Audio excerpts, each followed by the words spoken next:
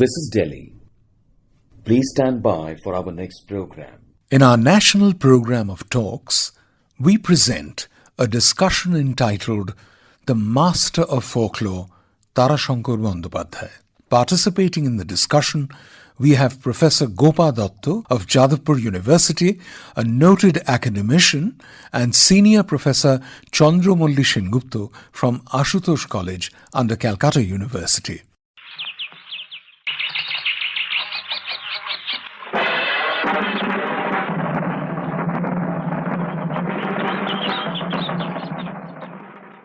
Today's topic of discussion is the Master of Folklore, Tarashankar Bandopadhyay. Myself, Gopa Datta, and Dr. Chandramouli Sengupta, we will take part in the discussion.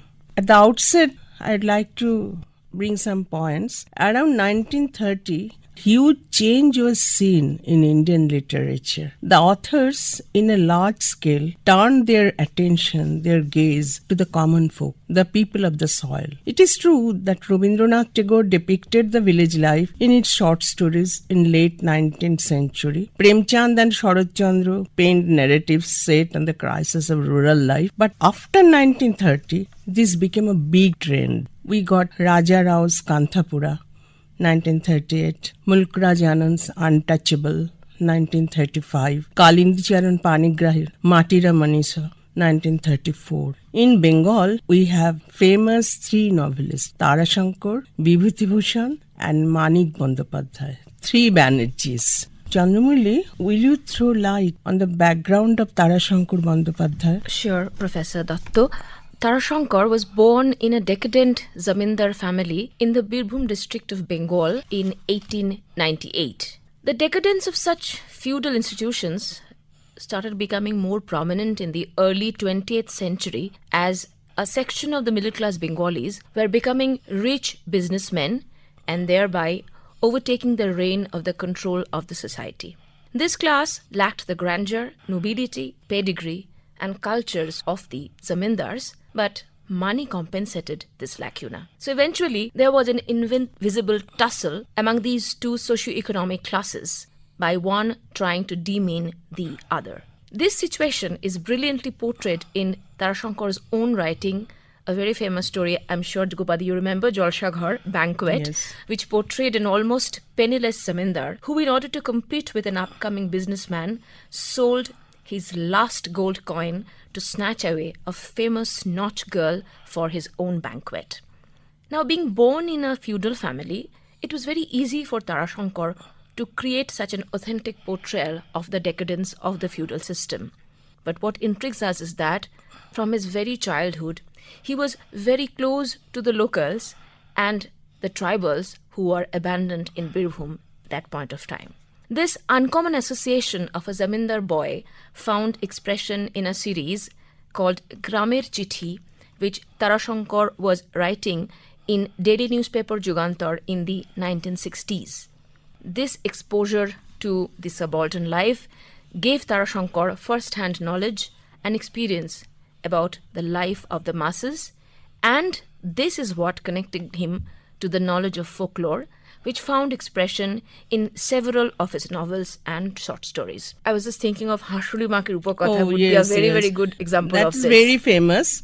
As a scion of landlord family, Tarashankar broke all the barriers of aristocratic boundaries set by his family from his early age. And he was drawn towards freedom movement and thoroughly inspired by Gandhiji. Tarashankar was an avid traveler of rural Bengal, and he mixed with the untouchables, he mixed with the Santal tribes, nomadic gypsies, Bede or Bedia in Bengali, and made friends among the lower strata of society. So we find the daily life, the rich culture, heritage, faith and myth of subaltern folk in his novels and short stories. Being a Brahmin himself, he portrayed the exploitation of the village folk by powerful upper class vividly. Hashuli Bakir Upakatha is very famous. It was published, Chandramouli, in 1946. So we get the panorama pre-independence period. And it has been translated into English by Ben Conisby Burr and it is published by Columbia University Press in 2011. The name is The Tale of Hashuli Turn, because the backdrop is Bashbali village, which is situated by the river Kopai, where the river takes a magnificent turn and looks like a hashuli, or a beautiful, thick, elaborate necklace. The dwellers were Kahars, untouchable clan, whose profession was to carry palanquin. The setting is weird. A terrifying sound disturbed the peace of the village.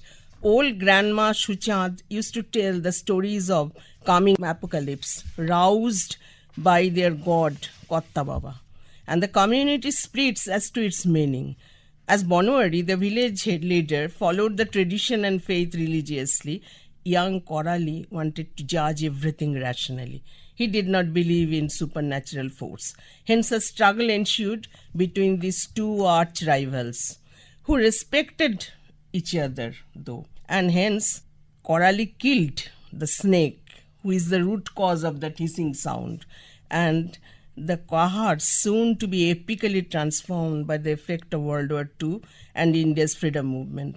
The first change was perhaps the establishment of railways. How the palanquin bearers saw this fast-moving vehicle, it is very interesting. Tarashankar has given us a song composed by them. Here is the translation. Oh Shaib, what a wonderful railway you have made. This magical speedy vehicle covers 6 months' path in 1 second. Oh Shaib, what miracle you have done. Hitherto stagnant, complacent life of the Kahars faced upheavals of change. Banwari tried to uphold the ethics of an older time, but his fragile philosophy proved no match for the overpowering effects of modern times. And young Kahars, led by the rebel Korali, looked for other meanings and different ways of life. As the two factions fought, codes of authority, religion, sex and society began to break down. And amid deadly floods, Korali tried to change his people's fate. They changed their profession and became laborers and porters in nearby railway station for survival. And Tarashankar was sympathetic to both the older and the younger generation.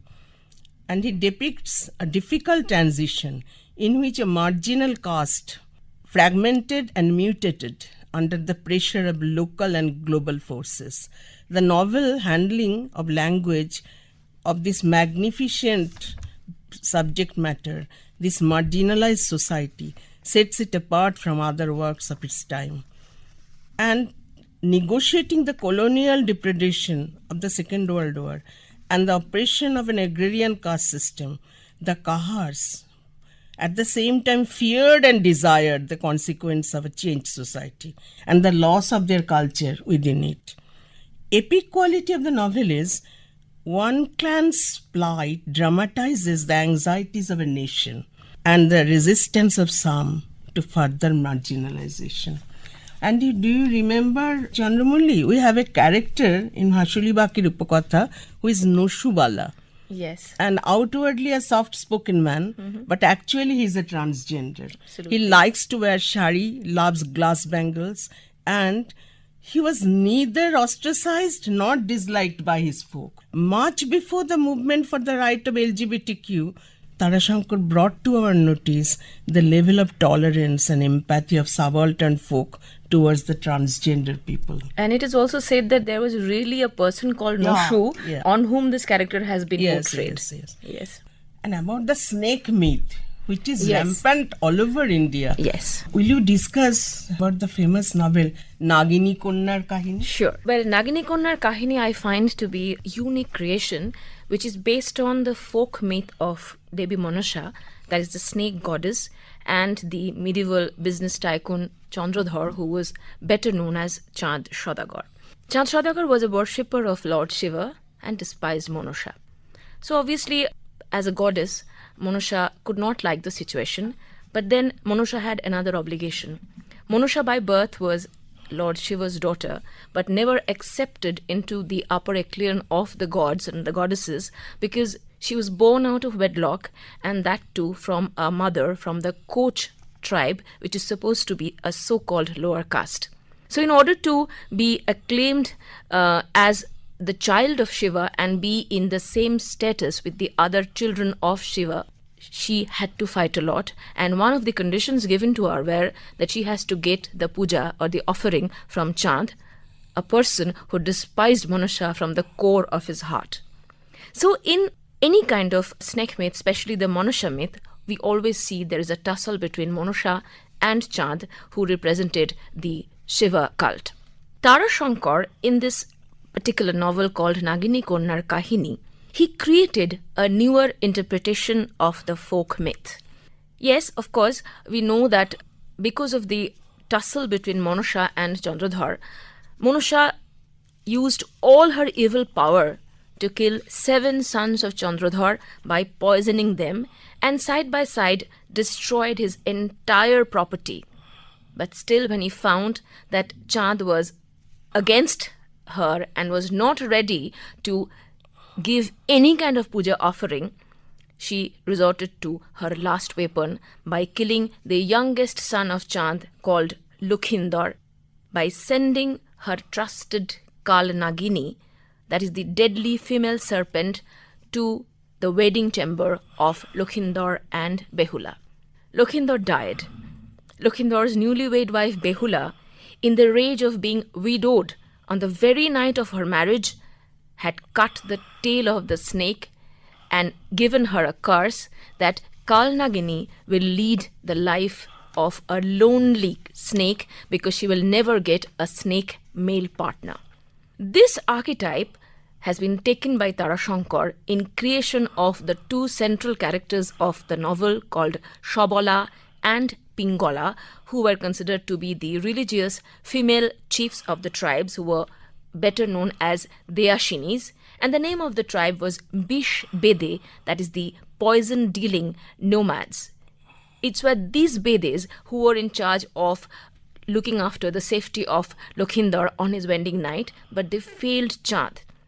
So, in this life, all the descendants of those Bedes, who are called Bish Bedes, they used to worship Manusha through the Deyashinis, namely Shabala and Pingala, by taking them as protege of the goddess herself. The folk element in this novel is expressed by another way when these 2 girls are shown as descendants of that cursed Kal Nagini, who is reborn in the form of these girls to atone the crime that he had committed to Chand and to his family. In this regard, we can again remember what I had just mentioned a little while ago about a snake to be found in the Hashuli Maki Rupakatha, where Shuchand calls this python or the snake as Ma Monoshar Biti, that is the daughter of Monosha. Now these 2 women, Shabala and Pingala, who are shown as protege of the goddess and reincarnation of the cursed Kal Nagini, they possessed good element of powers of the goddess, and as a result, as per the curse of Behula, they were forbidden by their tribes to get into any kind of amorous relationship with any mortal man, and this was being dictated to them by the chief of the tribe, who was called Shiro Bede, whose name was Mohadev. Interesting to note that the name of all the Shirobedes were actually either Mohadev or Vishambhar, which indicates that even in the modern tale of Manusha, the fight is still between Shiv and Manusha, because Mohadev and Vishambhar are all names given to Shiv. Here is a streak of feminism. Absolutely, absolutely. But in the reality, Shabala and Pingala were normal human beings. The concept of godliness were dumped upon them. So they went in the opposite direction as was being dictated by their tribe. Pingala falls in love with Nagu Thakur, and her extent of emotion was so much that in order to save Nagu and save her own tribe, once in a zamindar house, she took off her clothes, and Tarashankar says that she looks like a snake with the hood up. But her relationship with Nagu infuriated Mohadev and the other powers in her own tribe. As a result, a conspiracy was hatched, and by manipulative measures, she was turned eccentric She became mad and at the end died a very, very pathetic and painful death. Very tragic. Very tragic. I mean, she was actually murdered by the tribe. Absolutely. Shobala, again, the next Deyashini after Pingala, normal girl, and very normally falls in love with another man. And definitely we can understand was facing the same atrocities because as per Behula's curse, the Kalnagini can never have a partner. So these girls who were the descendants of Kalnagini, they also cannot have a partner. Whenever they defy, whenever they go for any defiance, that would only bring disaster, as was the case in Pingala. Here comes the mastery of Tarashankar as a folklorist, that he has reinterpreted this folk myth, and we find the humanist Tarashankar who couldn't save Pingala but gave Shobala a normal life with her mortal beloved, away from the clutches of a tribe, away from the oppression in the name of religious dictum. Shobala actually relinquished her status and went away far off to live with her lover. But before leaving, she took revenge by killing the tribal chief for finishing the life of Pingala and attempting also to finish her life. This reminds me of another novel called The Leopard Priestess by R.S. Rattray. It's a story where, again, we see a similar kind of a hapless situation or a hapless tragedy of a Deyashini called Amlagane and her beloved, both of whom belonged to the Ashanti tribe in the Ghana area of Africa. Needless to say that the folk elements found expression in both stories, that too in the hands of the modern authors. I think we are halfway through that, so maybe now I can go to most famous and the most important of Tarashankar's novels, which contains possibly the maximum amount of folk elements. So if you can speak about Kobi. Yes, of course, I'm referring to Kobi. A very, very favorite novel. About Tarashankar, we can say that he depicted the struggle of the villagers and anticipated the dilemmas of rural development, ecological, economic exploitation, and of course the Dalit consciousness, which would occupy the center of India's post-independence politics. So he saw through it. And about Kobi, I can only say that it's beautiful. Beautiful novel. Nitai Kobial, the protagonist of the novel, he is a village poet, born into a dacoit family. His forefathers were ruthless robbers and killed many people. They were hired goons. Local landlord used to hire them to fight with the goons of the neighboring landlord over the right of land or water bodies. And Nitai has inherited that physical strength. But inwardly he was so very different. He was a poet. According to social strata, he was untouchable and hailed from the family of notorious murderers. So nobody believed in his poetic creativity at first. But slowly he gained recognition and respect. His personal life is fraught with emotion.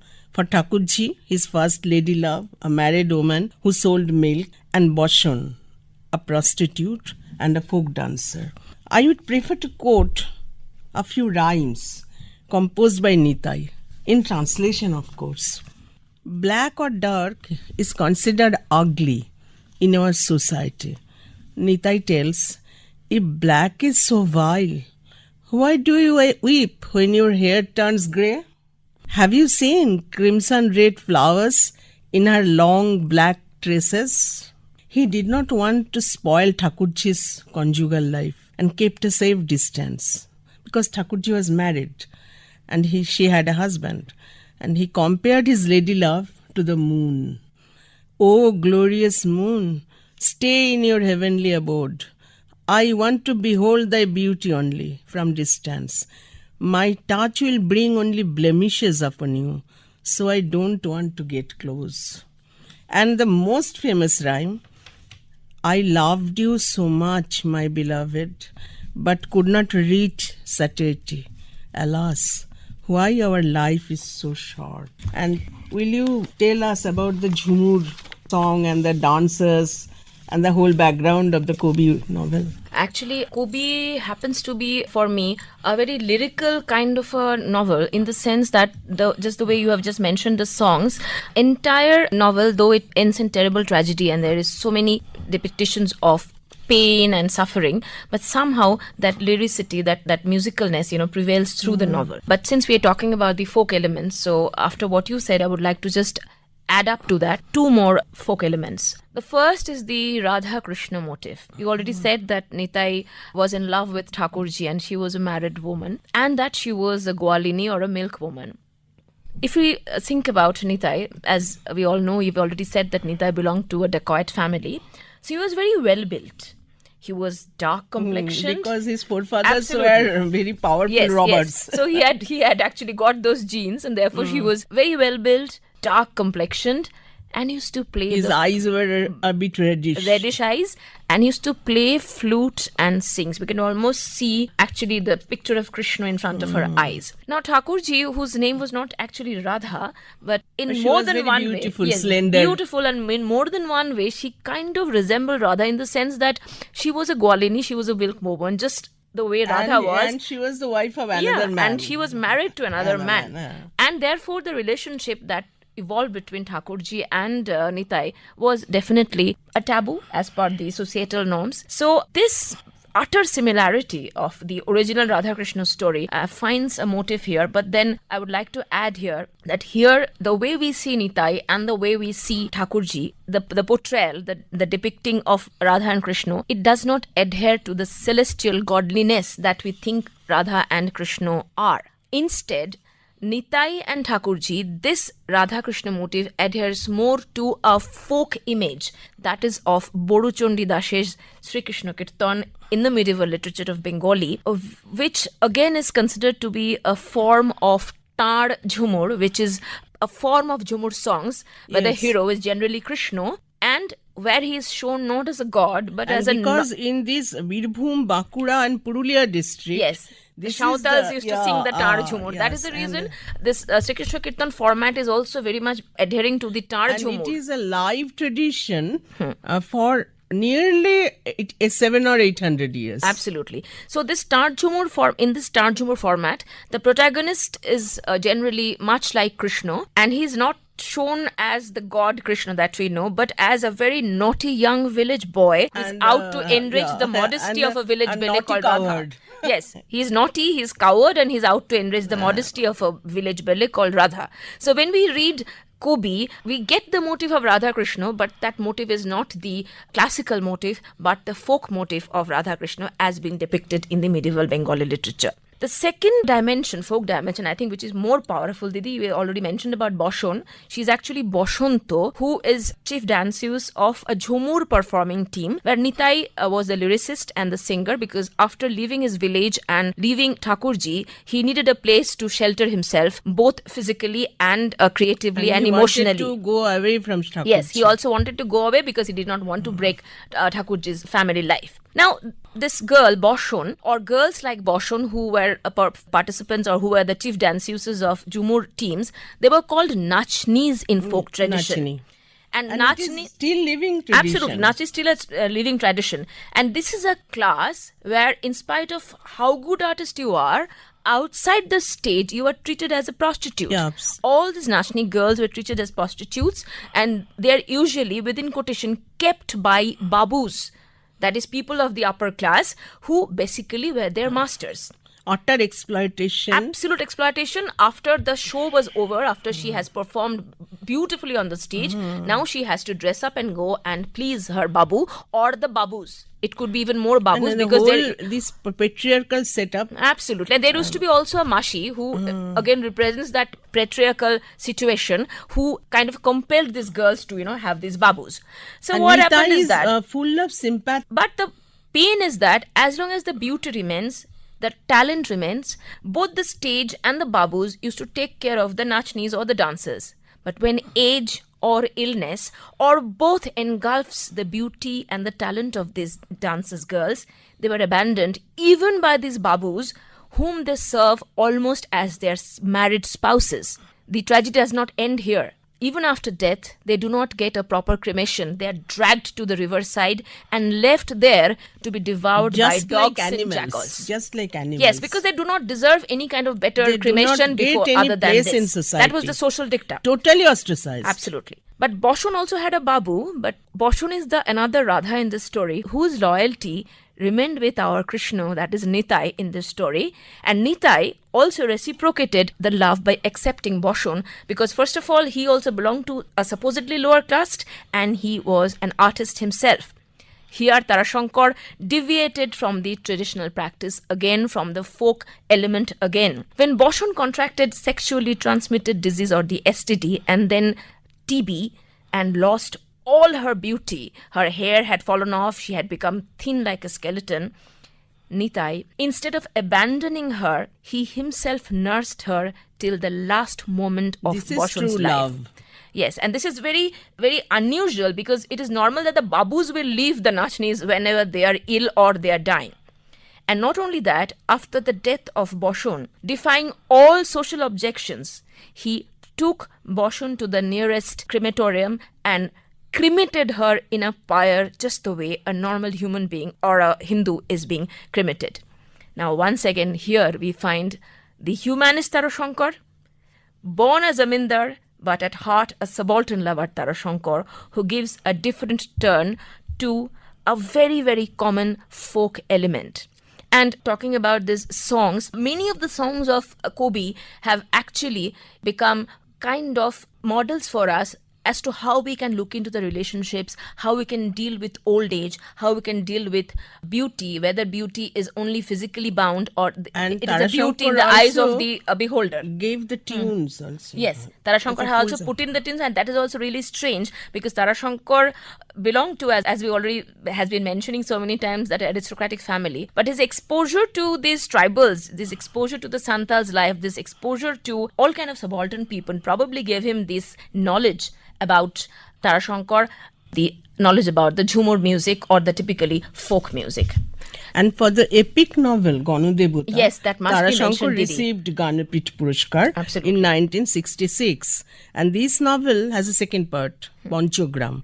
In the backdrop of freedom movement, slow industrialization, degeneration of old traditional village life, and emerging new ways of life, Debu Ghosh, the protagonist of the novel, coming this time also from the social lower strata of life, and he was educated, broad-minded, who did not think twice to help the village folk. Self-sacrificing Debu became the epitome of hope for his people.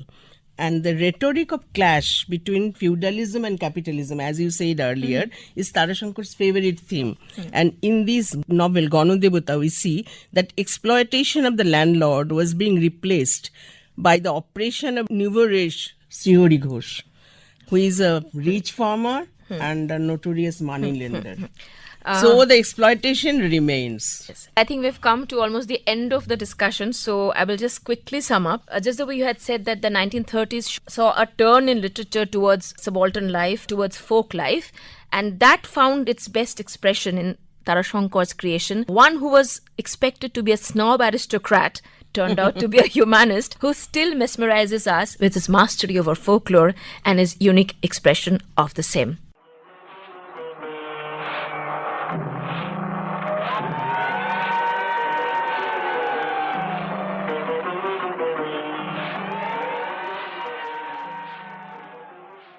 In our national program of talks, a discussion entitled The Master of Folklore, Tarashankar Bandopadhyay. Participating in the discussion were Professor Gopa Datta of Jadavpur University, noted academician, and Senior Professor Chandramulli Sengupta from Ashutosh College under Calcutta University. This program was a contribution of All India Radio, Kolkata. This program came to you from the Delhi station of All India Radio.